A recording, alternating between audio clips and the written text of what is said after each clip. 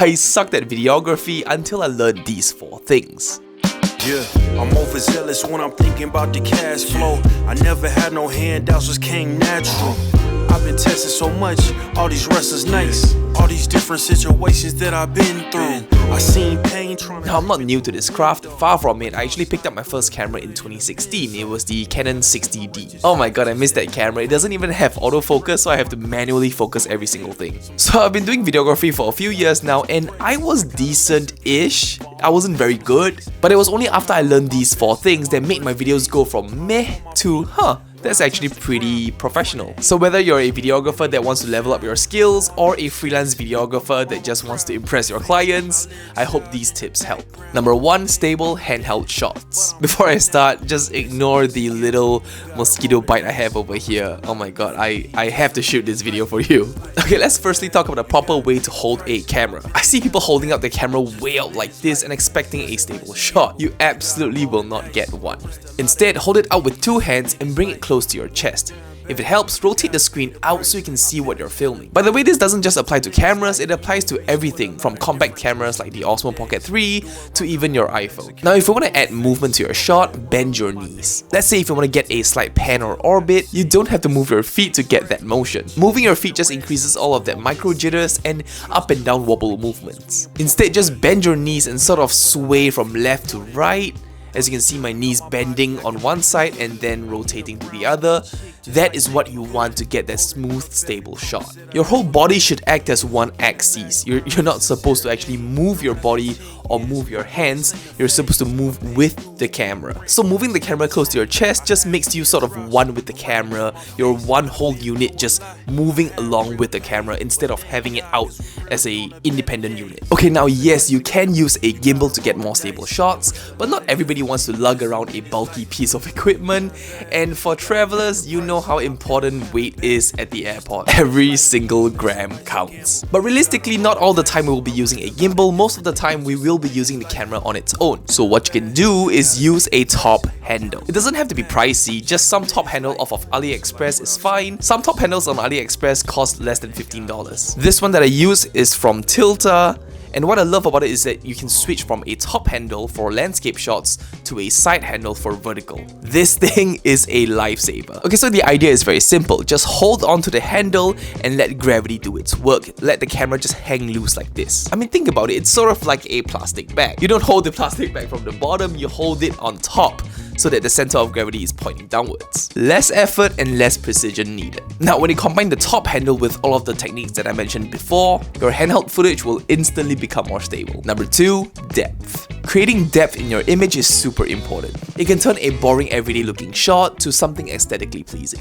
Okay, look at these 2 shots. Which one looks better? In A, it's just flat. There's no clear direction where the eye should look, and yes, the lens is the subject, but the monitor is lit up behind, and there's a speaker in the frame, and the angle is just super head-on. Nothing really stands out. But in B, there's a clear subject. It fills up the frame more, and any secondary object in the shot just simply helps to frame the subject instead of distracting from it. Let me show you this example right over here. Instead of just going head-on, all we have to do is simply pull back, go to a lower angle, and just isolate this flower away from the rest. And now you can see the other flowers simply add on to the main flower as the subject. It doesn't confuse you because you're not just shooting head on, filming the whole entire thing. You're isolating a subject and giving it more space to breathe. Another easy way to create depth is using foreground. Don't just shoot from a flat angle. Stand behind something like a tree branch or some leaves and pan out. It introduces more dimensions and more layers to your image. You now have a foreground, a subject, and a background. It just adds more character and visual interest to your shot. Oh, and one last tip to get depth is shooting the shadow side. Yes, having enough light is important, but sometimes shooting into the light gives your subject this really nice edge light, and it helps them pop from the background, giving it more of that 3D cinematic look. It's more of a silhouette. Okay, now tip number 3, shooting in log.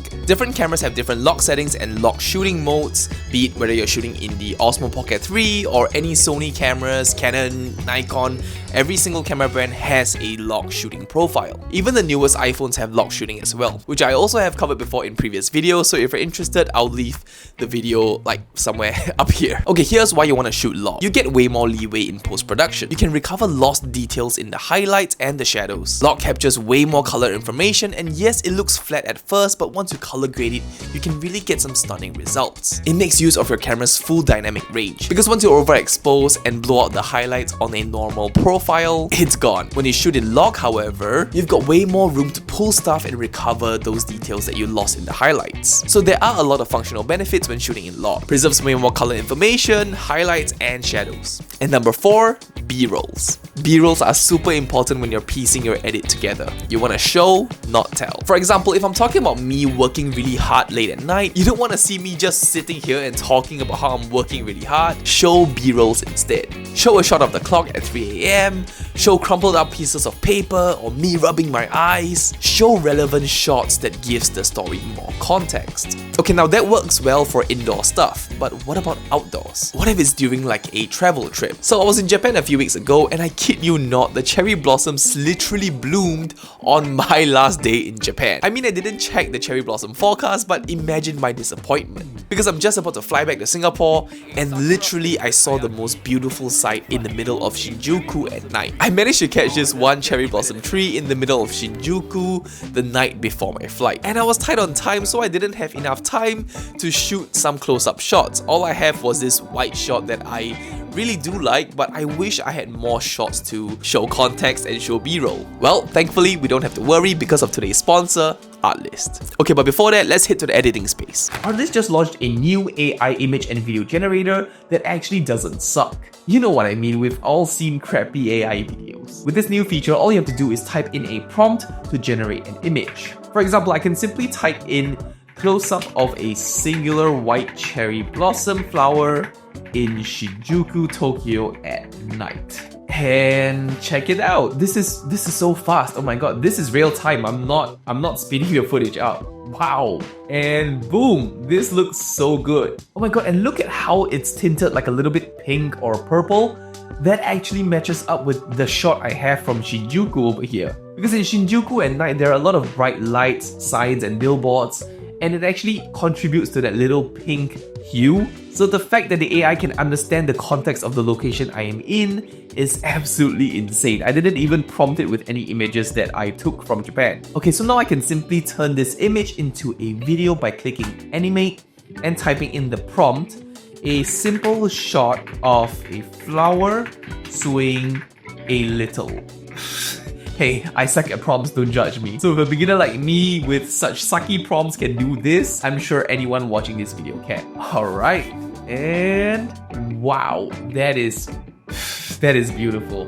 And it actually looks good. Now I can simply put this clip together with the clips I got from Shinjuku, giving more relevant B-roll and context. And we should be done. This is what happens when you say yes to an adventure. You end up eating a sakura flavored hayaki in front of... Look at how that blends together, man. Oh, it's such a lifesaver, and I don't have to fly back to Japan. Artlist have been supporting this channel for a while now, and they're constantly pushing out new updates. I mean, literally a month ago, they just released a new LUTS feature, which actually helps point number 3 in shooting log, because now you can color grade your log footage. So that is actually pretty helpful. I actually downloaded a lot of LUTs from Artlist to color grade this video that you're watching right now. Alright, thanks for watching this video. I hope after listening to these 4 tips, you get a better understanding and idea on how you can improve your videography skills. If this video helped you in any way, shape or form, do leave me a like and subscribe to my channel, as it would really help me out. With that being said, thank you for watching, and I'll see you in the next one. Peace.